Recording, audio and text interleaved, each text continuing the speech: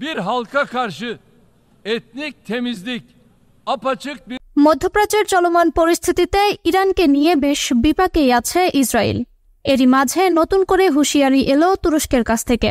গাজায় গণহত্যা চালানোর জন্য ইসরায়েলকে মূল্য দিতে হবে বলে হুঁশিয়ারি দিয়েছেন তুরস্কের প্রেসিডেন্ট রিসেপ তাইয়েপ এরদোগান। গত বছর অক্টোবরে ইসরায়েলে হামাসের হামলার জবাবে গাজায় শুরু হওয়া যুদ্ধের বছর পূর্তিতে 7 অক্টোবর এই ঝাঁঝালো মন্তব্য করেন এরদোগান। মুসলিম বিশ্বে যে কজন নেতা ইসরায়েলের বিরুদ্ধে সোচ্চার তাদের মধ্যে এরদোগান অন্যতম।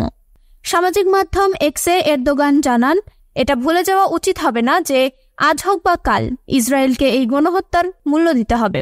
1 বছর ধরে এটা চলছে আর এখনও তা অব্যাহত রয়েছে। এরদোগান আরও জানান, মানবতার অভিন্ন জোট যেভাবে নাৎসি নেতা এডলফ হিটলারকে থামিয়ে দিয়েছিল, ইসরায়েলের প্রধানমন্ত্রী বেনিয়ামিন নেতানিয়াহু ও তার হত্যাকাণ্ডের নেটওয়ার্ককেও একইভাবে থামিয়ে দেওয়া হবে।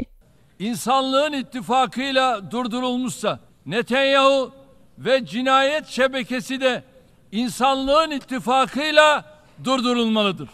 গত বছর 7 অক্টোবর ইসরায়েলের দক্ষিণাঞ্চলে হামলা চালায় হামাস। এরপরই এই ঘটনার প্রতিশোধ নিতে গাজায় নির্বিচারে হামলা শুরু করে ইসরায়েল, যাতে এ পর্যন্ত অত্যন্ত 41,900 জন ফিলিস্তিনি প্রাণ হারিয়েছেন, আর তাদের মধ্যে বেশিরভাগই নারী ও শিশু। একই সময়ে আহত হয়েছেন 97,303 জন।